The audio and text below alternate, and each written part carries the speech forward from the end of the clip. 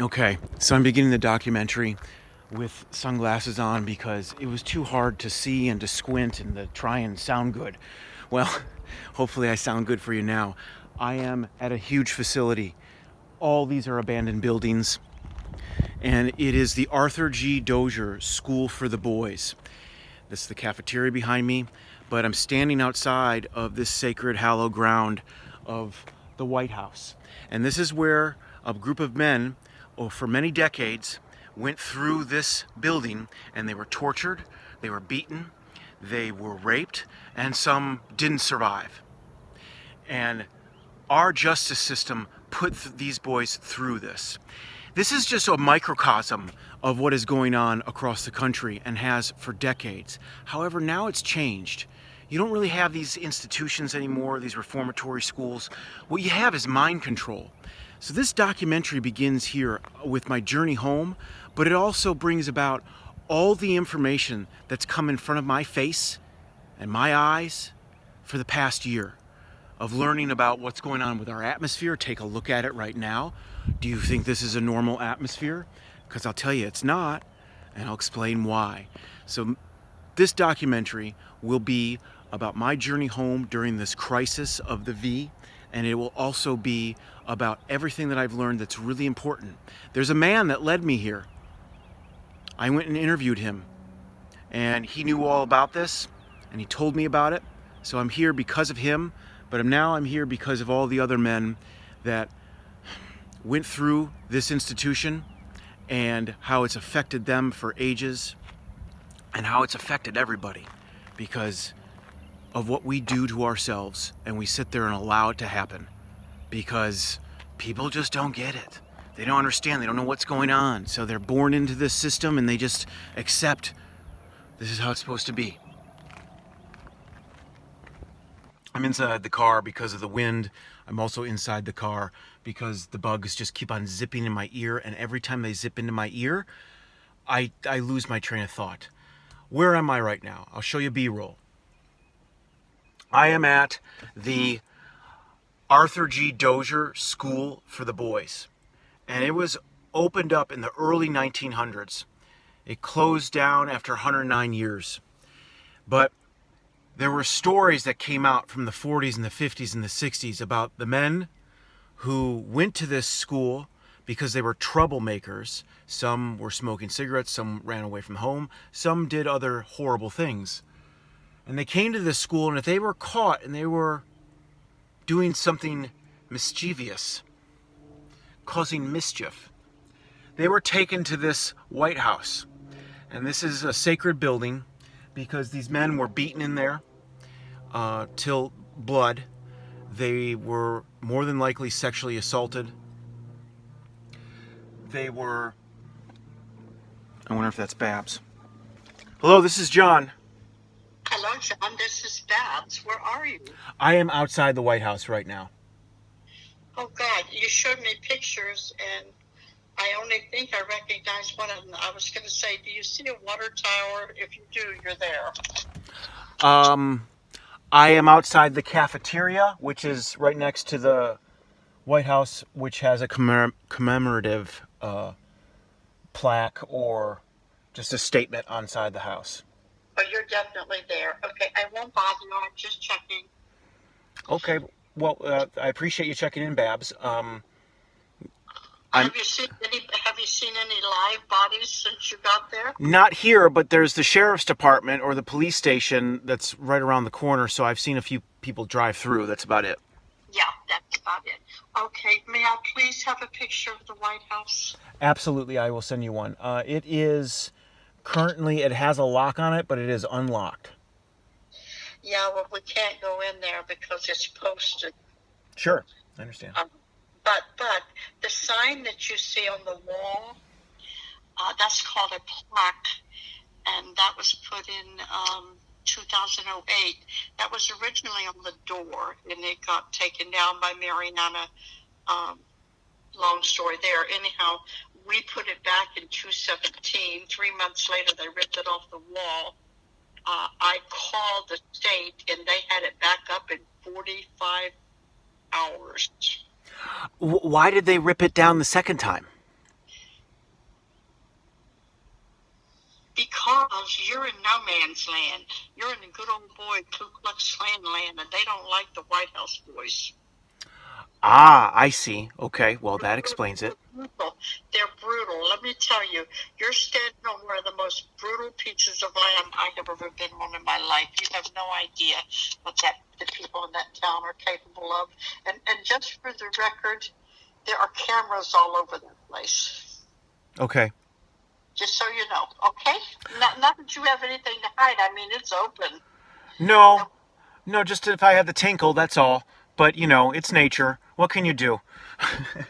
Nothing. Well, okay, Babs. Go ahead. Enjoy your visit.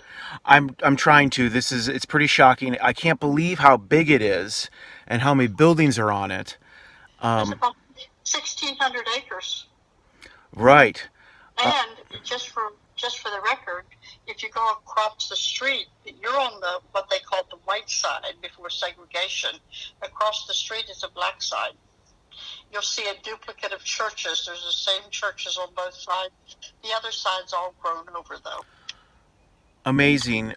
It's amazing what's happened here, and it's so unfortunate that this has happened to young men, young boys, and also just for generations worth of it being embedded in people. It's impossible to believe it went on for 111 years. It opened up in 1909? 1900. It opened up in 1900. And it closed in 2011. Was at some point the beatings in the White House punishment had to subside, correct? Like, did it stop in the 70s or 80s? They said that it stopped, but sir, it never stopped. It was active until the day it closed, one way or the other. When they weren't beating them, they were sexually molesting them there. Okay, may I ask, where are the graves? Okay, Boot Hill is across the road.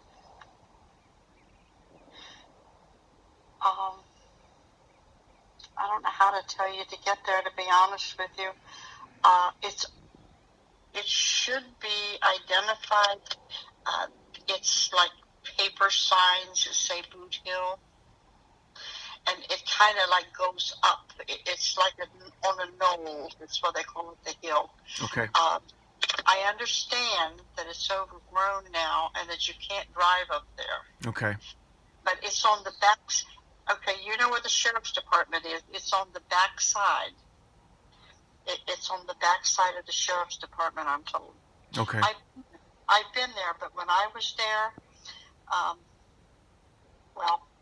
the state wanted peace with the White House boys, and when I asked to take them in, Mary Anna Construction Company went in and built me a road so we could get the charter buses in.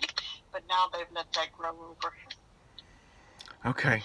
They don't want anybody there. They don't want anybody there. Let me tell you, but I wish you could go, because at one time it was beautiful. They had a fence around it, and there's only 8 boys and 2 adults buried there, but that's that we know of.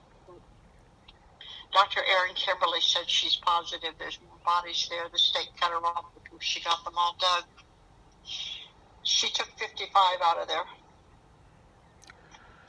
She dug up 55 bodies. Oh my gosh. They weren't actually in the graveyard. They called it the graveyard, but they were buried all around the woods, around the perimeter. Yeah. They had fixed some. They put some crosses in, some metal crosses, faking it, but they kept no record of the graveyard. They don't even know who was buried there. They don't want to know who's buried there. They don't want to tell the public who's buried there. Those doggone records are someplace. We never found them, sir. We never found them. Babs, this is a heartfelt moment for me, just being here. It's a little shocking. I think it's an amazing way to begin my journey, because this has been going on for far too long. Children being affected and not having the right to innocence across the board. John, I know what I'm going to say to you is going to sound crazy, but I didn't want you to be there alone today. I can't imagine what it's I can't imagine the feel that you have. You're standing in front of a building where childhood innocence was destroyed, where lives were destroyed. Right now, I personally know of close to 400 men that were in that building and that are still suffering today from the trauma that they went through. The monsters put upon them. I went back. I took the men back. I never went within 20 feet of the building. I couldn't. It seems like sacred ground to me. People did go in. I watched them come and go. I heard them talking, laughing. I saw them coming out, sharing pictures. I couldn't fathom it all. All I could remember was the men telling me while they waited in line to get their beating, and they heard the cries of the boy in front of them begging for Mama Jesus, anybody to help them. And the man who cleaned it, one of them that I knew, said that he swept up pieces of flesh, tongue, blood, urine. Oh, it was terrible. It was just terrible. Just terrible. I couldn't imagine, but then I had to remember many of the people who went in were extended family members, wives, girlfriends, sons.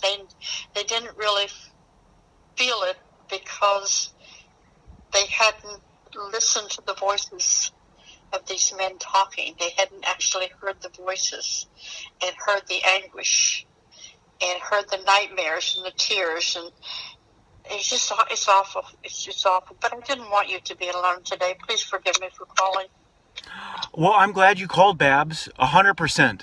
And I'm really appreciative of you just sharing that with me and also letting me understand more of the terror that went on for these young individuals that had so much taken away from them in a short period.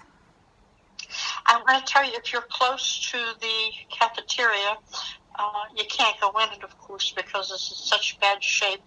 But I'll tell you this little story and let you go. When I took the men back, 4 of them went over behind the cafeteria area, and I didn't pay any attention. Well, they knew. In the days when the boys were there, some of them, when they ran away or when they could sneak away, they would hide underneath the cafeteria, and their initials and names are carved on the boards under the cafeteria. They took pictures of it and showed me. This is the cafeteria right next to the White House. Uh-huh. Big, long building. Yeah, no, the door's open. But to be careful, they tell me it's very dangerous. Yeah, but no. It's not safe in there. Abandoned journeys are always dangerous. Well, I wish someone was here with me too, but I'm just taking it all in on myself and processing everything. So, Have you seen the big white church? yes, it's right. Well, I don't know if it's white, but I did see a church. Yes. Yeah, well, there's 2. There's one on the black side, one on the white side. They're exactly the same. We had our meeting in that church. They cleaned it up when we went there, so we'd have a place to have the meeting. And I want to tell you, not just because it was a church, but when those men walked in, and they told me later, when they went to the school, they didn't care to go to the church, most of them, because they felt like God had abandoned them. But when we went back to that church, with the exception of one Muslim White House boy, they all went in very quietly, and there wasn't a whimper heard, but you never saw anything but tears when they came out. It just absolutely blew my mind, including the official from the state. He came out with tears in his eyes. So it's a very powerful building there. You be safe, dear. I'll talk to you soon. Thanks so much, Babs. Much love. Always better. She has a really hard time talking about this because she's married to one. Babs just called, explaining where I'm at and giving me more information. What a nice lady. But this documentary begins here because I was led here by someone else. And I'll explain that more later in this journey.